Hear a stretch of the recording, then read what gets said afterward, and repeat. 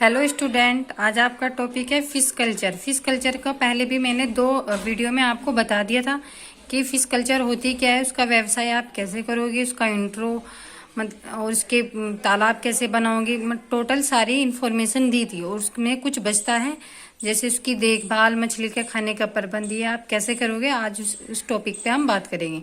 चलो तो चलते हैं। मछलियों की देखभाल। फिश कल्चर जब आप व्यवसाय करते हो तो उसकी मछलियों की देखभाल आप कैसे करोगे, ये भी तो मोस्ट इम्पोर्टेंट है ना। तो चलो, मछलियों की देखभाल। व्यवसाय स्तर पर मछली पालन करने के लिए मछलियों की नस्ल और खाने का प्रबंध अच्छा होना जरूरी है। मछली की बीमारी से मछली को बचाना, पानी में उत्पन्न होने वाली अन्य कीट से मछली को बचाना, छोटी मछली को बड़ी मछली से बचाना, समय समय पर पानी का बदलना आवश्यक है। जब आप फिश कल्चर यूज करते हो, मतलब जब आप मछली पालन करते हो तो आप उसकी मछलियों की देखभाल करते हो, तो उसमें आपको यही देखना है, जब आप बिजनेस करते हो कि मछली की जो नस्ल होनी चाहिए, जो उसकी किस्म होनी चाहिए, वो अच्छी होनी चाहिए। ठीक है, अच्छी होगी और क्या होगा, और उसकी खाने का प्रबंध भी बेस्ट क्वालिटी का होना जरूरी है। और जो मछलियों की बीमारी होती है, मछलियों को उससे बचाना चाहिए। पानी नियमित रूप से बदलना चाहिए, और जो पानी में उत्पन्न होने वाले कीट होते हैं उससे मछली को बचाना चाहिए। दवाई वगैरह डालनी चाहिए। छोटी मछली को बड़ी मछली से बचाना चाहिए, क्योंकि बड़ी मछली छोटी मछली को नुकसान पहुंचाती, ये आपको ध्यान रखना है। ठीक है ना, कैसे आप देखभाल करो। नेक्स्ट पॉइंट है आपका मछली के खाने का प्रबंध। आप मछली को खाना में प्रबंध कैसे करोगे। आप जब मछली को पालते हो तो उसके कुछ रिक्वायरमेंट होती है खाने की, वो आप कैसे पूर्ण करोगे, है ना। तो वैज्ञानिक ढंग से मछली पालन करने में ऊपरी आहार का महत्वपूर्ण रोल है। आहार के रूप में आप चावल की भूसी और सरसों की खली बराबर मात्रा में मिलाकर उसका इस्तेमाल कर सकते हैं, या फिर आप मार्केट से मिलने वाले फीड आहार का इस्तेमाल कर सकते हैं। एक मंथ में अगर हम मछलियों को 5% की दर से खाना खिलाते हैं तो उसमें 25 ग्राम पर डे हमारा फीड रिक्वायरमेंट होता है, मतलब आहार की आवश्यकता होती है। इस तरह 2 मंथ्स में अगर आप 4% की दर से खिलाएंगे तो उसमें 30 से 35 kg फीड की आवश्यकता पड़ती है।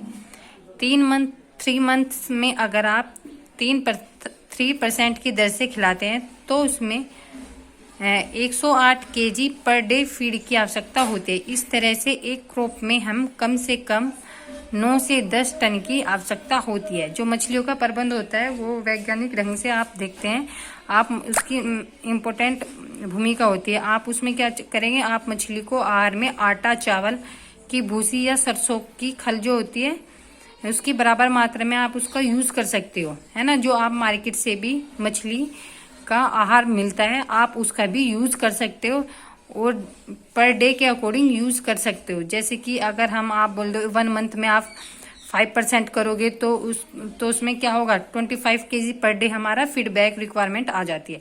ऐसे आप 2 मंथ्स में करोगे तो 4 की दर से खिलाओगे तो उसमें क्या है, 30 से 35 kg फीडबैक की आवश्यकता पड़ती है। ठीक है ना। ऐसे आप 3 मंथ्स में करोगे तो 3% की दर से आपको 108 kg पर डे फीडबैक की आवश्यकता होती है। यही टोटल मिला के जो आपका होता है फीडबैक, जो आपकी फीडिंग होती है वो आपकी कम से कम 9 से 10 टन की आवश्यकता पड़ती है। मछली जल्दी बढ़ने के लिए हमें से प्रोबायोटिक्स का भी प्रयोग करना होगा। ये 5 से 10 ग्राम फीडबैक में हमें प्रोबायोटिक्स डालेंगे। जो हम मछली जल्दी बढ़ाते हैं तो उसमें क्या करते हैं, आप उस खाने में आप इसमें प्रोबायोटिक्स का यूज कर सकते हो। तो इससे क्या होगा, आप 5 से 10 ग्राम यूज करोगे तो प्रोबायोटिक्स डालना चाहिए, जिससे आपकी मछली की ग्रोथ हो जाती है। नेक्स्ट है आपका बीज को डालने का समय। Best time of put fish seeds, है ना। इसमें क्या है, आप जब फिश का बीज डालते हो तो आपको उसका टाइमिंग पता होनी चाहिए, कब कब उसको डालना है। ये नहीं कि आपने व्यवसाय मछली पालन तो कर लिया और उसकी इन्फॉर्मेशन नहीं है। ठीक है, अगर आप 2 क्रॉप का प्लान करते हैं तो इसके लिए बीज डालने का सही समय फेब से जून और जुलाई से नवंबर तक का होता है। अगर एक क्रॉप का है तो उसके लिए जून से अप्रैल तक का समय सही रहता है। जो आप 2 क्रॉप्स की प्लानिंग करते हैं, आप जो 2 क्रॉप्स की प्लानिंग करोगे तो उसमें जो बीज डालने का समय होगा वो आपका फेब से जून, और 1 का करोगे तो जुलाई से नवंबर तक का उसका आप प्लान कर सकते हो, है ना। जून जुलाई 2 का करोगे क्रॉप तो फेब से जून और जुलाई से नवंबर, और 1 का करोगे तो आप जून से अप्रैल तक का समय रहता है, सही समय होता है टाइमिंग। जब बीज के संचय से पहले ध्यान रखें कि अगर आप बीज बाहर से ला रहे हैं तो उसका अंकुरण प्रॉपर होना चाहिए। अगर आप बाहर से बीज लाते हैं तो जितना पानी उसके बीज वाले प्लास्टिक बैग में है उसके उतना ही पानी आप तालाब में के लिए भी लें। अब उसमें 10 मिनट तक उसको अंकुरण करने के बाद तालाब में बीज डाल दें। आप क्या करोगे, जब आप मार्केट से बीज लाते हो तो आपको ध्यान रखना चाहिए कि वो जो आपका बीज है वो अंकुरण होना चाहिए, प्रॉपर अंकुरित होना चाहिए। फिर आप जो बाहर से बीज लाते हो उसमें जो जितना पानी आपकी पॉलीथीन बैग में होता है उतना ही आपके तालाब में मिलाया जाना चाहिए, और 10 मिनट्स तक उसके अंकुरण करने के बाद आप तालाब को बीज में डाल दें। यह आपका क्या है, तो इससे आपका क्या होता है बच्चों, आप कैसे मछलियों की देखभाल, मछलियों के खाने का प्रबंध, बीज को कैसे डालने का समय, ये आपके लिए मोस्ट इम्पोर्टेंट होता है जब आप मछली पालन करते हो।